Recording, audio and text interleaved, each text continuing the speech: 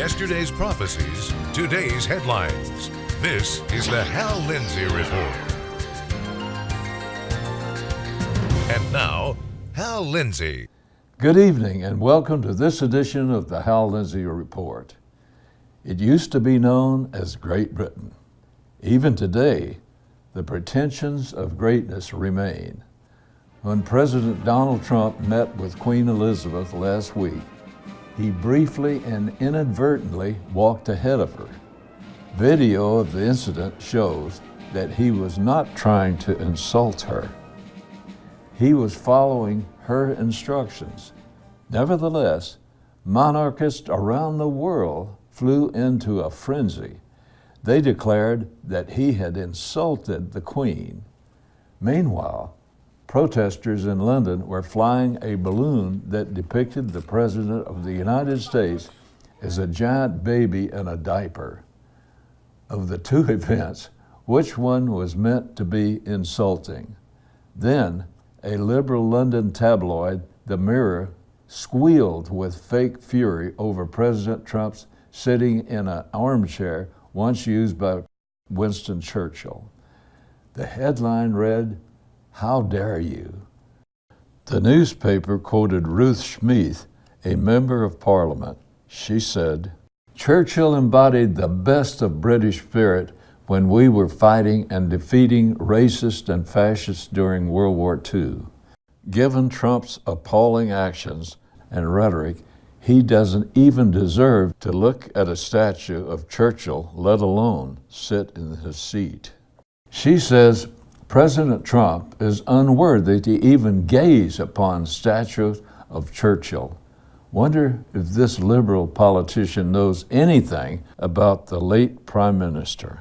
During World War II, Churchill repeatedly said that the Allies were fighting for what he called Christian civilization. For instance, on June 18, 1940, he said, "I expect that the Battle of Britain is about to begin. Upon this battle depends the survival of Christian civilization." In 1946, he presented a list of what he thought should be the main objective of Britain's Conservative Party. The first was to uphold the Christian religion and resist all attacks upon it.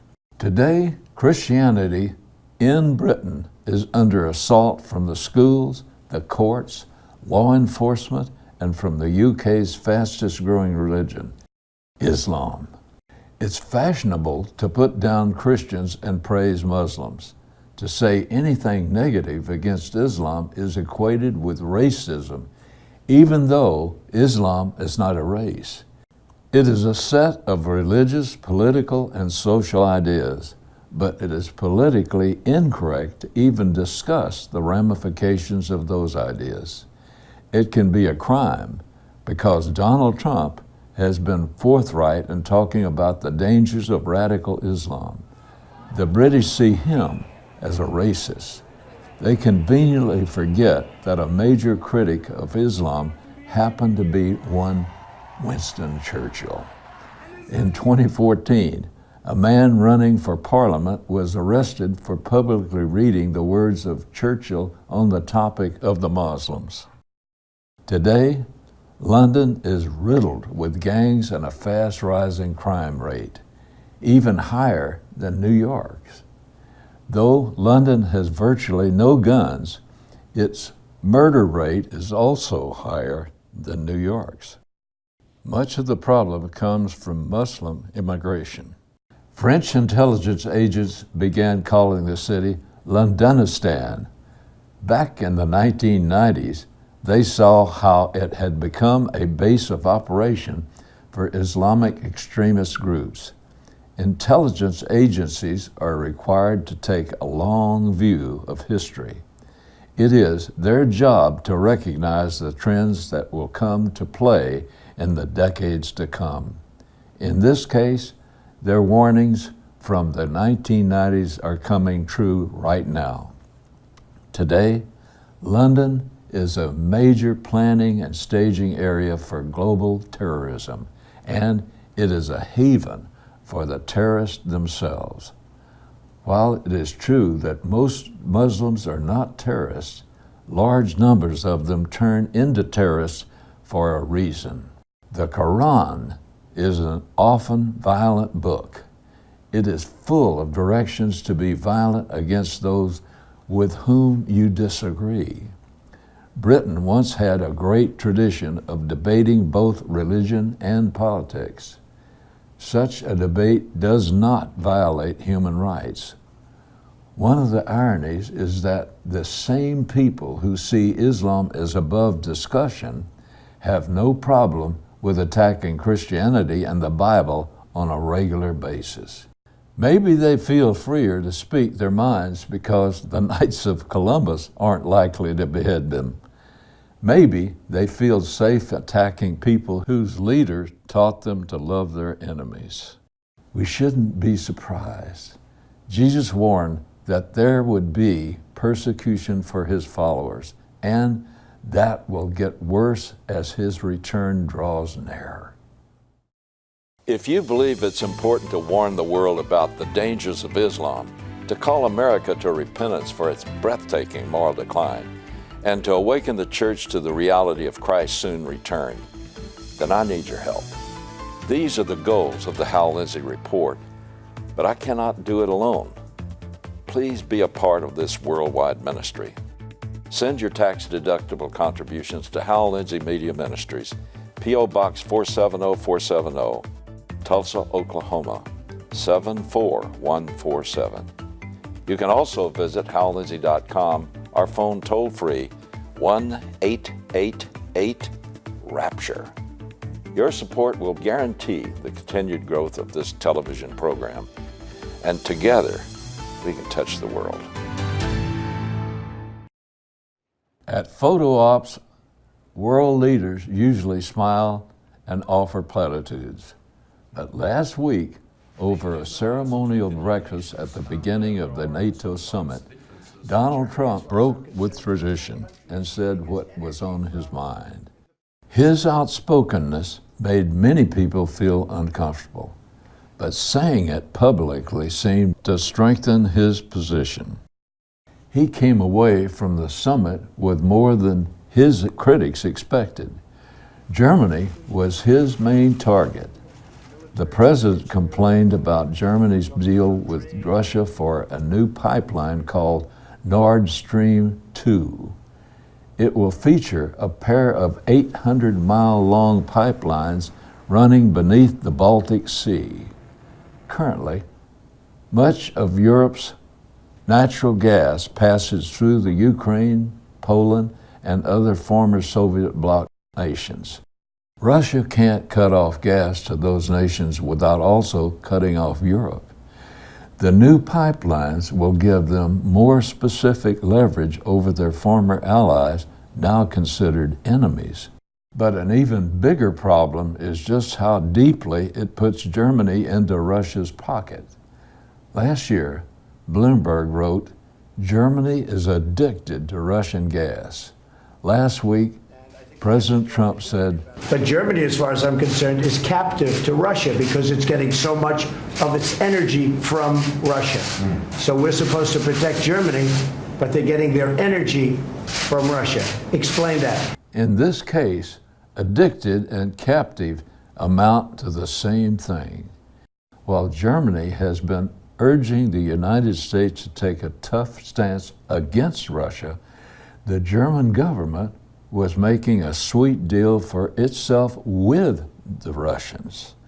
Starting in 2020, Germany will control the distribution of most of Europe's natural gas supplies from Russia. That will make Europe captive to Germany and Germany captive to Russia.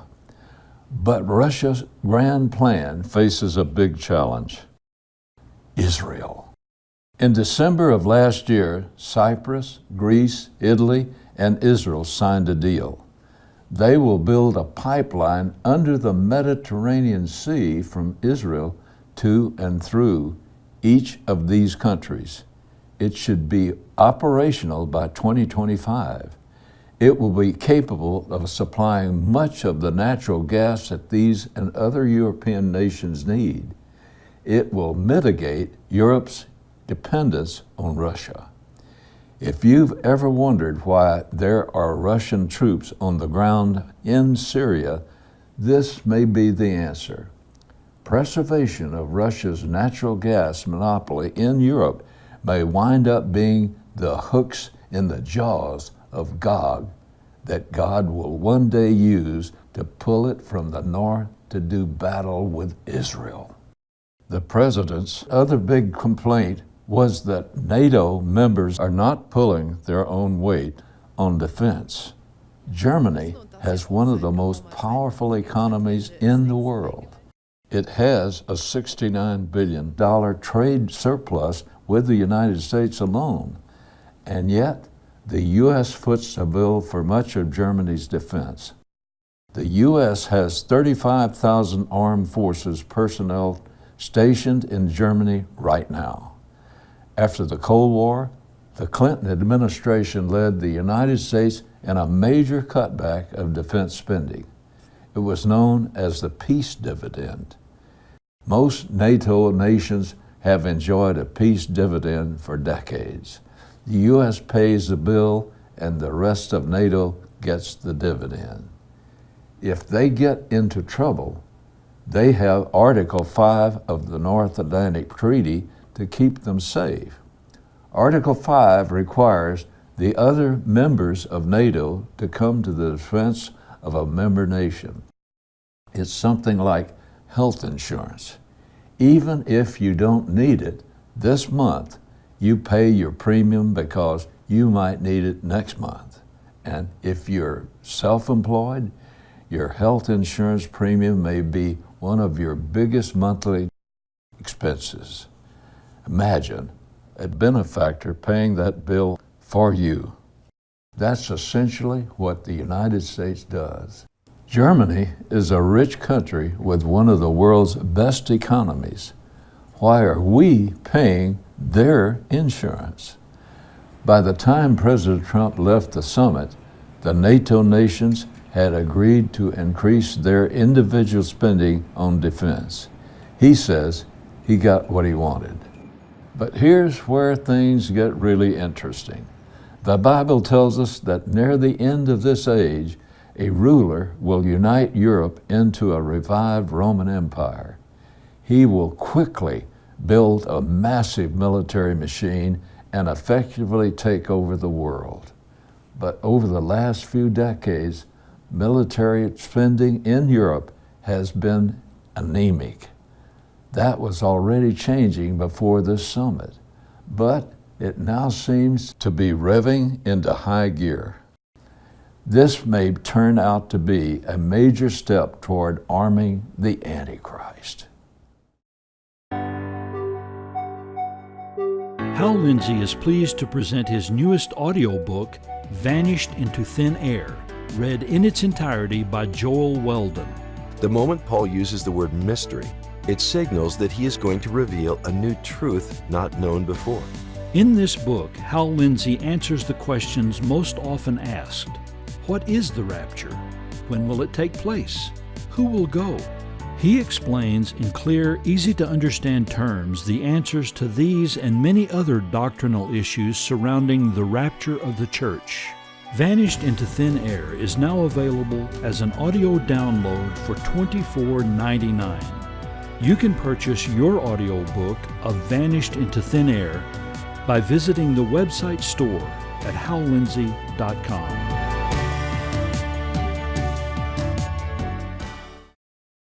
In Matthew 24, Jesus gave a list of signs that the end of the age is approaching.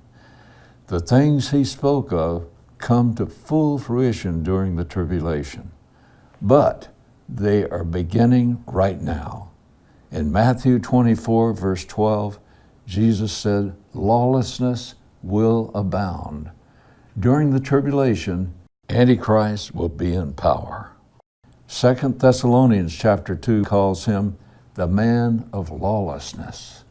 That will represent the full blossoming of an age of lawlessness. But lawlessness is already at work, and it's getting worse by the day. Over the last weeks, we learned that America's drift into lawlessness is much further along than anyone thought. A cancer of corruption has taken hold at the highest level of American law enforcement. I think we've only seen the tip of the iceberg, but it's enough. In July of 2015, Agent Peter Strzok led the FBI's counter-espionage section. His team supposedly investigated former Secretary of State Hillary Clinton's illegal use of a personal unsecure email server. Agent Strzok also led the investigation into Russian interference in the 2016 election.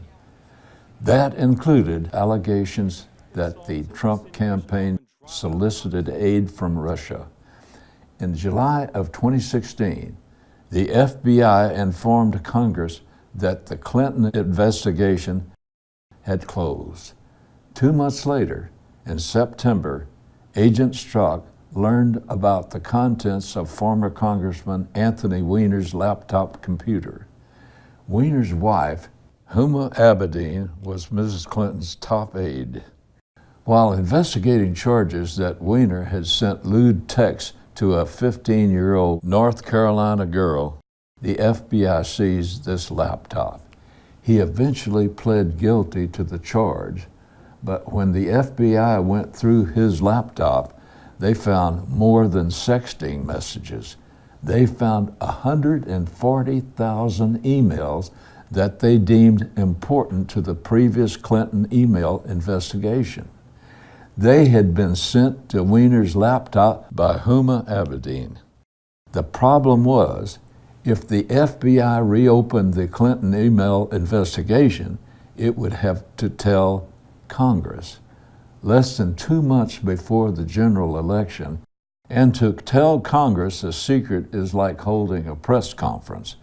The news would leak within minutes. Strzok and other senior agents at FBI headquarters should have immediately reopened the Clinton investigation. They should have done it with the moment the new information came their attention. But they didn't. They sat on it for almost a month. Why? Apparently, so it would not damage candidate Clinton's election prospects. All America now knows that Agent Strzok hated Donald Trump and despised Trump voters. He texted a colleague with whom he was having an extramarital affair that he could smell Trump voters at a Virginia Walmart. He put "smell" in all capital letters. At one point, the colleague asked in a panic, "Trump's not ever going to become president, right? Right?" Strzok responded, No, he won't. We'll stop it." It's obvious that he meant that either the FBI or he and other rogue agents in the FBI intended to stop Trump from being president. He now says that he did not mean the FBI would try to stop Trump's election. Then, who did he mean? But according to the evidence, that's exactly what happened. At one point, Strzok worried that Trump might win despite their efforts. He argued that they needed an insurance policy in case that happened. He texted, "I want to believe that there's no way he gets elected, but I'm afraid we can't take that risk. It's like an insurance policy in the unlikely event you die before you're 40. What did he mean by insurance policy? Did he mean they should come up with something they could hold over the Trump presidency if he won? If so, and it appears to be so, that alone casts a shadow over the entire Russian collusion investigation. In an apparent attempt to help the Clinton campaign, senior FBI leadership delayed restarting the email investigation, but they had a problem. Agents at the New York FBI field office were the ones who found the emails. They pressed the issue. Even the New York Police Department threatened to go public with it. Finally, the leaders at FBI headquarters did what they should have done a month earlier. They reopened the investigation. Ironically, the delay wound up hurting Clinton instead of helping her. William Salatin, writing in the liberal Slate magazine, said, FBI bias did affect the election, and the bias was, in a sense, pro-Clinton. But the bias didn't help Clinton. It destroyed her. Regardless of the outcome, Peter Strzok's words and actions showed a willingness to use the FBI's vast resources and authority to intervene in a U.S. presidential election.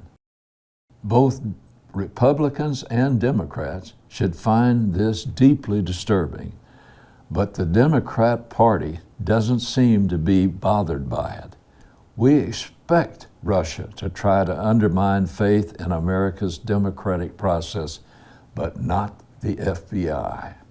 For many Americans, Strzok and his pals represented what some call the deep state. But a deep state entrenched within a government is not new in history. Many times we have seen a group of subordinates take it on themselves to undo the policy of legitimate officials. Many of the problems that still resonate in the Middle East had their beginning in just such an uprising. Last week, I discussed the other Palestinian refugees, the Jews, displaced from Arab nations. In that story, I mentioned that Britain kept backing out of the promises it had made to the Jews. That's why 75% of the land promised to them by the League of Nations eventually went to create a new Palestinian Arab nation called Jordan. Much of the British attitude came from pure prejudice against Jews. Others within British Foreign Service wanted the Jewish state to fail. In the light of their imperial ambitions in the Middle East, they preferred working with the Arabs rather than the more independent-minded Jews. When British General Edmund Allenby walked reverently into Jerusalem, leading his Army of Liberation on December 9, 1917, he was ready to institute a military government. Unfortunately, the staff of Governor Ronald Storer was riddled with Army officers who did not believe in the principles set out in the Balfour Declaration. They represented the deep state of that day. Without authorization, they reversed the official policy of their government and sabotaged the mandate given by the League of Nations. Had this been investigated and prosecuted at the time, it would have been considered a crime at best and treason at worst. These men betrayed the official policy of their government. Let me give you a disastrous example of this group's action. Governor Storrs decided to placate the spiritual leader of the Jerusalem Muslims, Hajj Amin al-Husseini. But it didn't work. Al-Husseini continued to hate the British long after their effort to appease him. In the build-up to World War II, he led the 1936 to 1939 Arab Revolt in Palestine. To evade arrest, he left the area in 1937. According to Wikipedia, he established himself in fascist Italy and Nazi Germany. During World War II, he collaborated with both Italy and Germany by making propagandistic radio broadcasts and by helping the Nazi recruit Bosnian Muslims for the Waffen-SS. Al-Husseini told his fellow Muslims that they and the Germans shared the principles of family, order, the leader, and faith. He stayed in Germany as the guest of Adolf Hitler.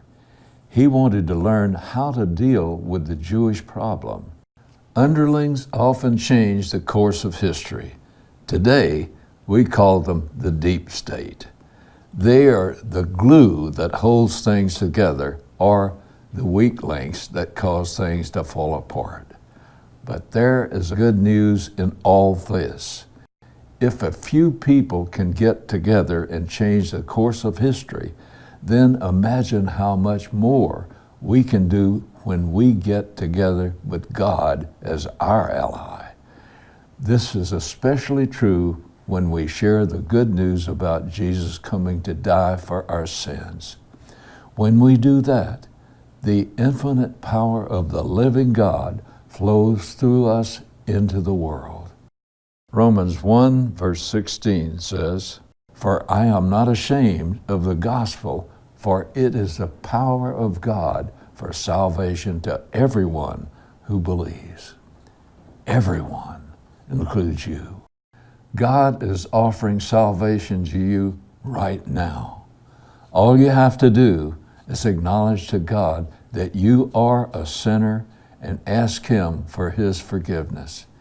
The Bible says that He will freely forgive anyone who asks with genuine sincerity. When you do that, He will grant you the pardon that Jesus bought for you with His death on Calvary's cross. Don't wait. Do it now.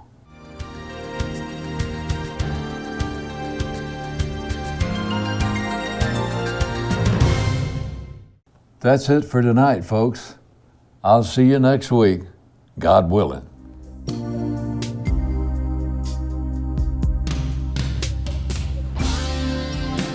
You've been watching the Hal Lindsey Report.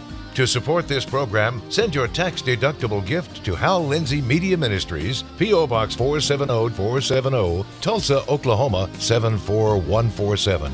You can also support this ministry online. Visit hallindsey.com or call 1-888-RAPTURE.